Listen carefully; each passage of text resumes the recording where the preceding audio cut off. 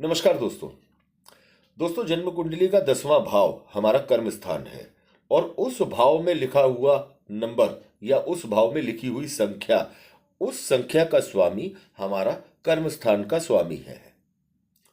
आपके कर्म स्थान में 10th हाउस में कोई भी नंबर 1 से लेकर 12 तक लिखा हुआ हो सकता है।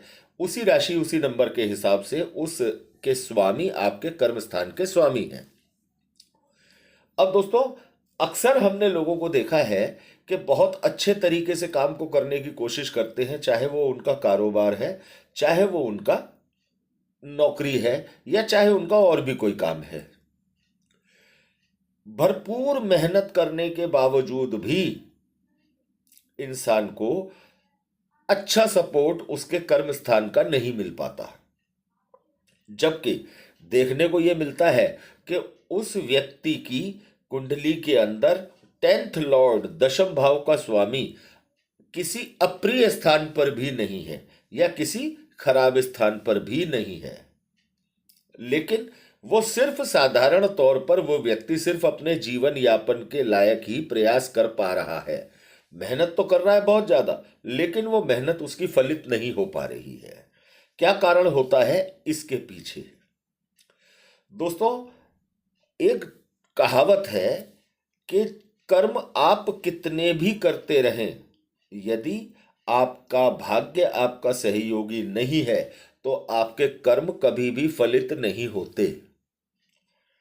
अब अगर हम अपनी कुंडली के नवम भाव को जांचते हैं तो नवम भाव का जो भी नंबर आपकी कुंडली के नवम भाव में लिखा हुआ है, उसके स्वामी का दशम भाव के स्वामी के साथ अच्छा संबंध बना हुआ है।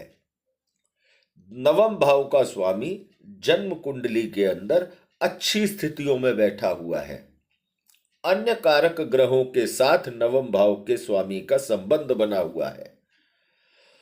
नवम भाव का स्वामी अपने नवम भाव से छठा, 8वां या 12वां बैठा हुआ नहीं है और भाग्य के कारक देवगुरु बृहस्पति के साथ नवम भाव के स्वामी का संबंध बना हुआ है।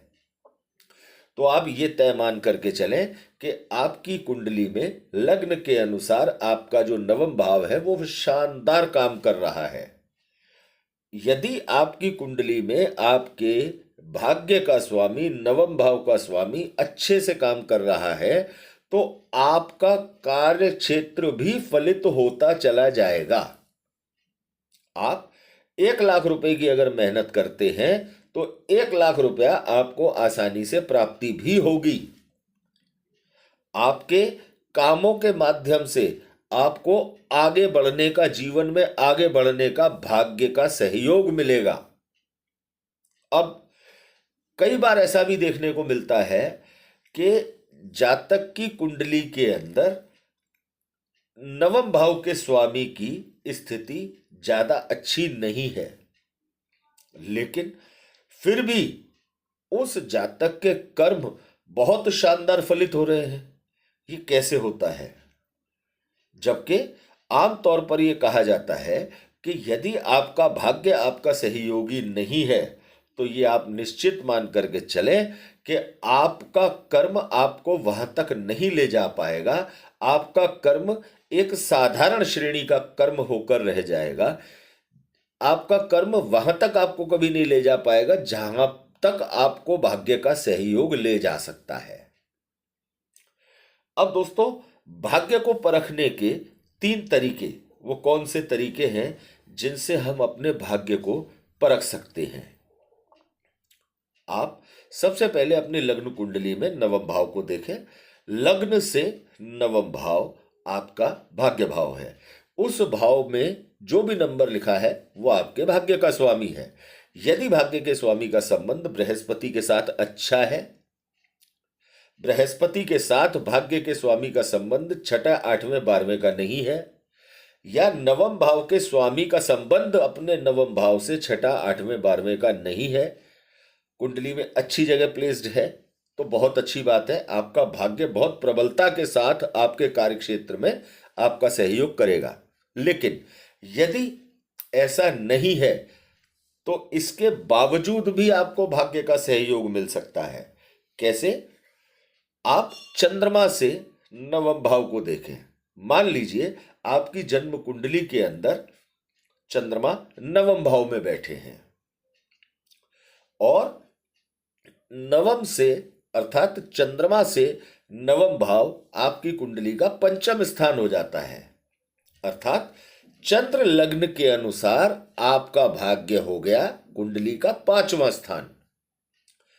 अब पांचवें स्थान के स्वामी को जो भी उसमें नंबर लिखा हुआ है, आप अच्छे से चेक करके उस भाव का स्वामी कौन है, वो पंचम भाव के साथ कैसा संबंध बना रहा है और बृहस्पति के साथ उस ग्रह का संबंध कैसा है।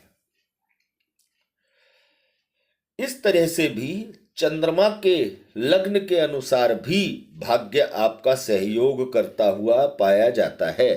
चंद्रमा के अनुसार भी आपको दैवीय सहायता प्राप्त होती देखी जाती आई है।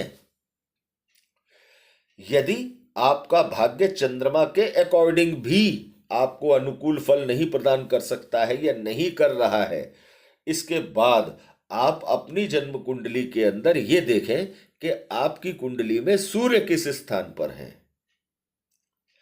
जन्म कुंडली को देखने की 3 विधियां बताई गई हैं। पहली विधि लग्न से, दूसरी विधि चंद्रमा से और तीसरी विधि सूर्य से। अब आप अपनी कुंडली में सूर्य की स्थिति को देख लें। मान लीजिए कि सूर्य आपकी कुंडली के पंचम स्थान में है। अब आप पंचम स्थान से सूर्य कुंडली का भाग्य अर्थात आपका सूर्य लग्न मान लिया, जहां वो बैठा है उस स्थान को हमने सूर्य का लग्न मान लिया। अब आप वहां से नवम स्थान यानी सूर्य के अनुसार आपका भाग्य, सूर्य के अनुसार आपके भाग्य का स्वामी हो जाता है, आपका लग्न आपका भाग्य हो जाता है।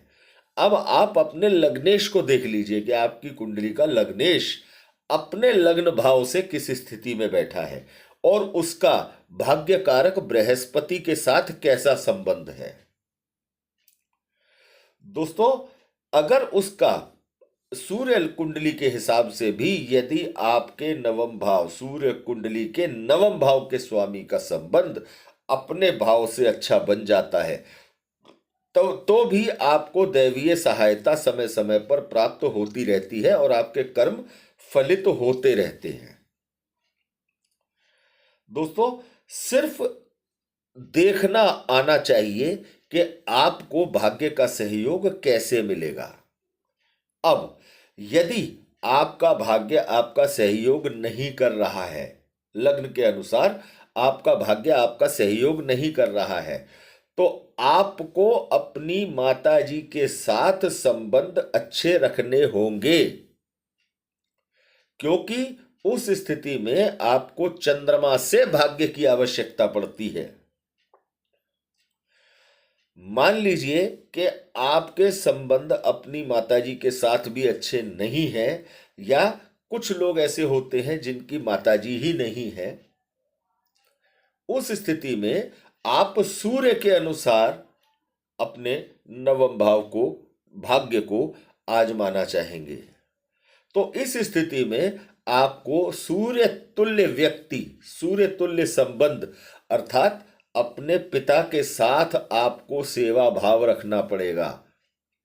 आपको पिता की सेवा करनी पड़ेगी, उनका प्रॉपर सम्मान करना पड़ेगा, तब आपका सूर्य से नवम भाव आपको भाग्य का सहयोग करेगा। दोस्तों, ये छोटी छोटी बातें लगती हैं, लेकिन इन सब बातों के असर बहुत शानदार हैं। इसीलिए कहा गया है कि यदि माता पिता का आशीर्वाद संतान के साथ है तो भाग्य मजबूर होता है हर पल उसकी सहायता करने के लिए। हमारे शास्त्र कहते हैं इस बात को। तो दोस्तों, यदि आप अपने कर्म स्थान के, अपने कामों के फलित न होने को लेकर परेशान हैं, तो आप इन तीनों विधियों से अपने भाग्य को जांचें। ऐसा कभी नहीं होता कि तीनों विधियों से आपका भाग्य आपका साथ न दे। जरूरत है आपको अपने अंदर उस भाग्य को भाग्य के सहयोग को प्राप्त करने की काबिलियत लाने की है। तो दोस्तों, यदि भाग्य को जांचने के इन तीनों तरीकों की जानकारी से आपको अच्छा लगा हो तो आप ज्यादा से ज्यादा दोस्तों के साथ इसे शेयर कीजिए, लाइक कीजिए और चैनल को सब्सक्राइब कीजिए। धन्यवाद दोस्तों।